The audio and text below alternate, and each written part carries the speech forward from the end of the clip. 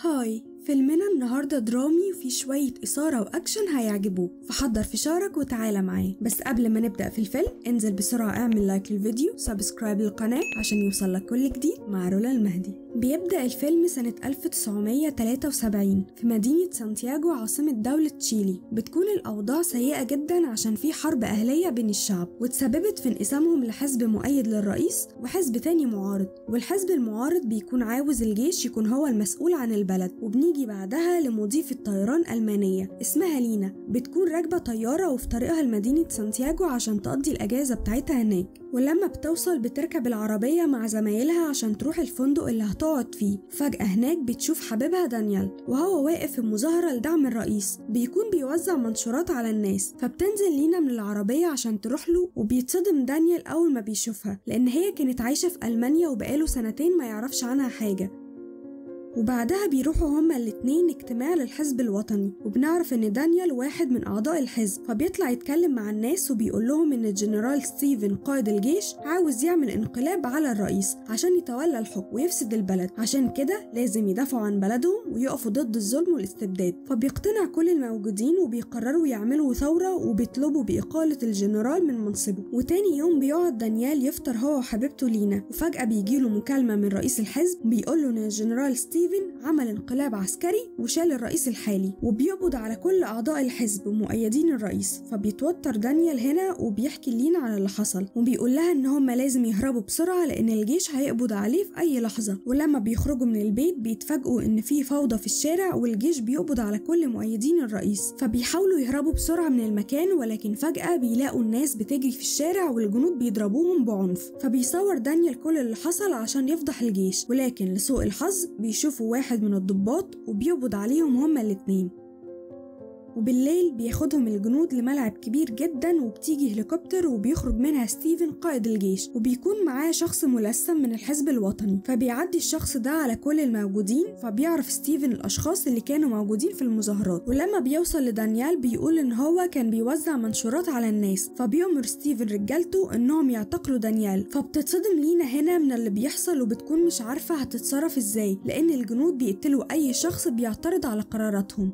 وتاني يوم بيفرج الجيش عن لينا بعد ما بيتأكدوا ان هي مجرد مضيفة طيران وملهاش علاقة بالسياسة. بتكون لينا حالتها النفسية سيئة جدا وبتفكر في اي طريقة عشان تنقذ بيها دانيال قبل ما الجيش يقتلوه. لما بترجع لشقة دانيال بتلاقيها متبهدلة، وبتفهم ان الجيش كانوا بيفتشوا الشقة عشان ياخدوا المنشورات اللي كان بيوزعها. فبتروح لمقر الحزب الوطني وبتطلب من اعضاء الحزب ان هم يساعدوها عشان تنقذه، بس بيقاطعها رئيس الحزب وبيقول لها ان محدش هيقدر يساعدها لان الجيش بيدور عليهم هم كمان. بيعرفها ان الجيش محتجز دانيال في معسكر اسمه كولونيا، والمعسكر ده سري جدا موجود بعيد تماما عن مدينة سانتياغو. وفي نفس الوقت ده بيكون دانيال في المعسكر وبيعذبوا واحد من الجيش بطريقة بشعة جدا، وبيسألوا عن اسماء زمايله اللي كانوا معاه، لكن دانيال بيرفض يتكلم. وفي نفس الوقت بتكون لينا في مكتب واحد من المسؤولين اللي كانوا بيدعموا الرئيس السابق، تطلب منه معلومات عن معسكر كولونيا. فبيقول لها المسؤول ان المكان ده بالنسبة للناس مجرد معسكر خيري، ولكن في الحقيقة المعسكر ده سري والهدف منه تعذيب كل مؤيدين النظام السابق. فبتطلب منه لينا العنوان عشان تروح تنقذ دانيال، ولما بيديها العنوان بينصحها ما تروحش هناك لأنها لو دخلت مستحيل تطلع منه. فبتتجاهل لينا كلامه وبتصمم تنقذ حبيبها. وأول ما بترجع البيت بتبعت رسالة لصديقها الطيار رومان بتقوله إن هي مش هتقدر ترجع الشغل الفترة دي عشان عندها ظروف خارجة عن إرادتها. فبيقول رومان للمضيفات إن لينا مش هتقدر ترجع الشغل عشان مريضة، وبيطلب منهم إنهم ما يعرفوش شركة الطيران بالموضوع. وفي الوقت ده بتجهز لينا نفسها وبتلبس لبس الراهبات وبتنضم لمعسكر كولونيا بحجة ان هي عايزة تبقى راهبة وتساعد الناس. وهناك بتستقبلها جسلة، ودي بتبقى المشرفة عن المكان، وبتاخدها المكتب باول عشان يقرر اذا كان هيخليها تنضم ليهم ولا لأ. فبيسألها عن سبب انضمامها للمعسكر مع انها بنت جميلة واكيد عايزة تعيش حياتها. فبترتبك شوية وبتقوله ان هي حابة تعمل خير وتنعزل عن العالم الخارجي لان هي فقدت عيلتها. وبعدين بتاخدها جسلة للأوضة اللي بتنام فيها الستات، بتعرفها ان ممنوع الاختلاط بالرجالة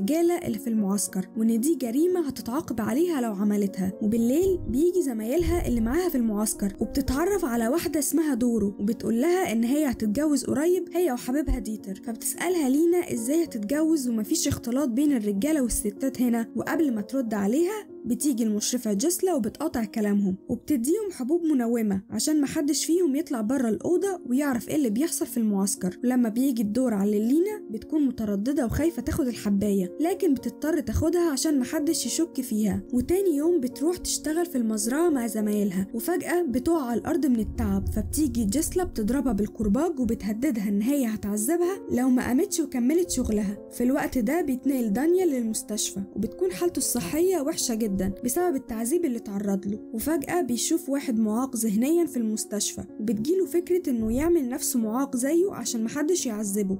في الوقت ده بتخلص لينا شغلها في المزرعة وبتروح تتكلم مع زميلتها دورو وبتسألها ازاي تعرفت على حبيبها ديتر، مفيش اي اختلاط بين الرجالة والستات هنا. فبتقول لها دورو انها قابلت حبيبها ديتر من 3 سنين في الموكب المختلط. تشرح لها ان احيانا بيجي موكب كبير من ضيوف مهمين للمعسكر وكل الرجالة والستات بيختلطوا مع بعض وبيستقبلوا الضيوف. وبيمر بعد كده على وجود لينا في المعسكر 37 يوم، وفي الوقت ده بتكون فكرة دانيال نجحت وبتاخده الدكتورة لحداد اسمه جون عشان يشغلوا معاه. بتعرفوا ان دانيال معاق ذهنيا بسبب الكهرباء الزيادة اللي اتعرض لها. وفي يوم بتشتغل لينا في المزرعة كالعادة وبتيجي المشرفة جسلا وبتفتح معاها كلام وبتقول لها ان هي سعيدة جدا عشان عرفت ان دورو بتحب واحد في المعسكر. بتقول لها لينا ان حبيبها اسمه ديتر وانهم عايزين يتجوزوا في اقرب وقت. فبتتغير ملامح جسلا وبالليل بتروح جسلا لأوضة البنات وبتاخد دورو معاها وبتنسى تقفل الباب وراها، فبتخرج لينا وراهم عشان تتجسس عليهم.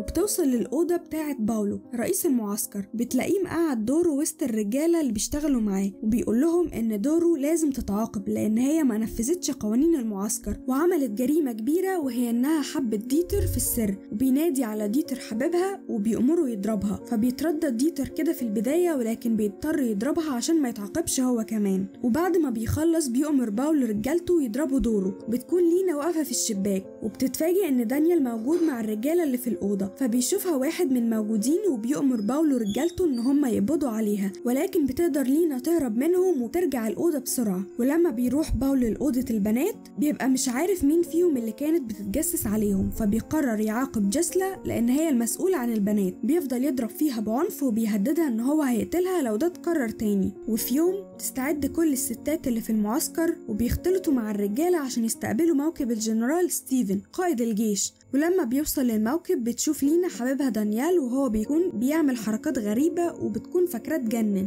بيشوفها وبيقرب منها وبيمسك ايديها من غير ما حد ياخد باله، بيفهمها ان هو بيمثل ان هو معاق ذهنيا، فبتديله الصليب اللي شايلة فيه صورتهم مع بعض. تطلب منه يقابلها بالليل في مخزن البطاطس عشان عندها وردية هناك.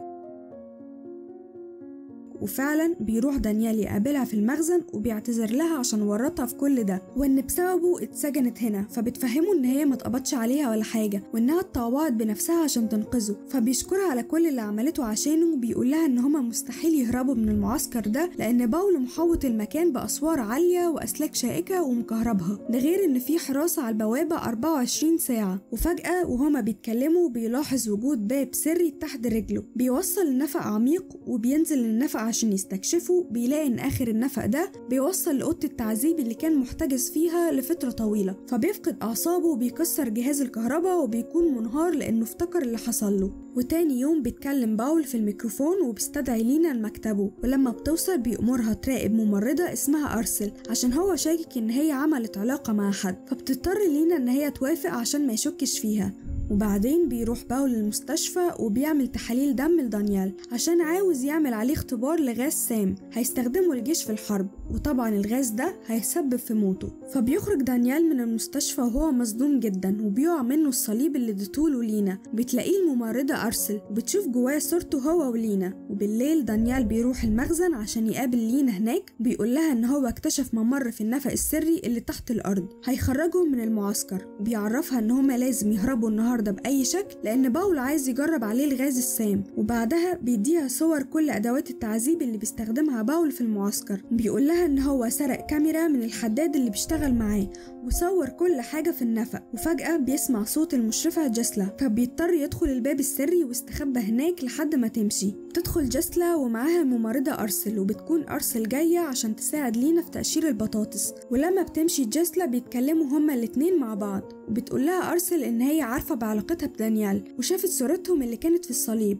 بتعرفها ان هي متأكدة انهم بيخططوا يهربوا من المعسكر، فبتقولها تاخدها معاهم لان هي حامل وباول شاكك فيها ولو عرف هيقتلها. وفجأة هنا بتيجي جاسلا وبتقطع كلامهم. بتروح لينا مع المشرفة جاسلا عشان ترجع اوضتها، وفي طريقها بيشاور لها دانيال من بعيد عشان يبدأوا خطتهم. فبتقرب من جاسلا وبتضربها بخشبة على دماغها وبتجري بسرعة تقابل دانيال. بيتحركوا ناحية المخزن، ولما بيلاقوا أرسل هناك لوحدها بياخدوها معاهم وبيهربوا كلهم من النفق السري. وبعدها بيوصل خبر هروبهم لباول، وفي الوقت ده بيقدر دانيال يخرج من النفق السري هو ولينا وأرسل. ولما بيطلعوا على الغابة بتجري أرسل أول واحدة بعيد عن المعسكر، ولكن للأسف بتدوس على فخ عبارة عن حبل فيه رصاصة، وبيتقطع الحبل وبتيجي الرصاصة في قلبها وبتموت. بتعيط لينا عشان ما قدرتش تنقذها، وبيضطر دانيال ياخدها ويخرجوا من الغابة. وبيركبوا عربية على الطريق وبيروحوا السفارة الألمانية. بيقابلوا السفير هناك وبيديله دانيال مجموعة صور لغرفة التعذيب في المعسكر، وبيطلب منه يسفرهم ألمانيا قبل ما باول يوصل لهم. فبيوافق السفير، وبتيجي السكرتيرة وبتقول لهم ان هي حجزت لهم طيارة الاسبوع الجاي لان مفيش مكان في اي طيارة الاسبوع ده. فبتتصل لينا بصديقة طيار رومان تطلب منه يساعدها يلاقي طيارة تسافر عليها هي وحبيبها عشان هما في خطر. وبعد كده بياخدهم السفير في عربيته عشان يوصلهم للمطار ويضمن سلامتهم، وبيقرر يوديهم مكان سري يقعدوا فيه لحد ميعاد الطيارة لانهم لو استنوا في المطار ممكن باول يوصل لهم. وفجأة بتبص لينا في الشباك وبتشوف السفير وهو بيسلم على باول وبيشاور له على مكانهم، فبتفهم ان هو كان بيخدعهم من الاول وجابهم للمكان ده عشان يسلمهم لباول. فبتهرب من الشباك هي ودانيال، ولما بيوصل باول مش بيلاقيهم، فبيروح يدور عليهم وبيطاردهم عشان يلحقهم قبل ما يركبوا الطيارة ويفضحوا سر المعسكر بتاعه. ولكن لحسن الحظ بيقدروا يوصلوا للطيارة في اخر لحظة، وبيفشل باول بانه يقبض عليهم. وبعدها بيتصل قائد الجيش على برج المراقبة في المطار، بيأمرهم يوقفوا الطيارة بأي شكل. وبالفعل بيتواصل واحد من برج المراقبة مع الطيار اللي بيكون رومان صديق لينا، وبيقول له ان تصريح الطيران بتاعه ملغي ولازم ينزل كل الركاب اللي معاه فورا. فبتطلب لينا انه يتجاهل كلامهم ويطير بسرعة لان حياتهم في خطر. وفعلا رومان بيخالف القانون وبيطير بالطيارة وبيقدروا يخرجوا بسلام من حدود تشيلي. وبكده نكون خلصنا فيلمنا النهاردة. هستنى رأيكم عن الفيلم في الكومنتس، وما تنسوش تعملوا لايك للفيديو وتتابعوا الأفلام أول بأول. باي.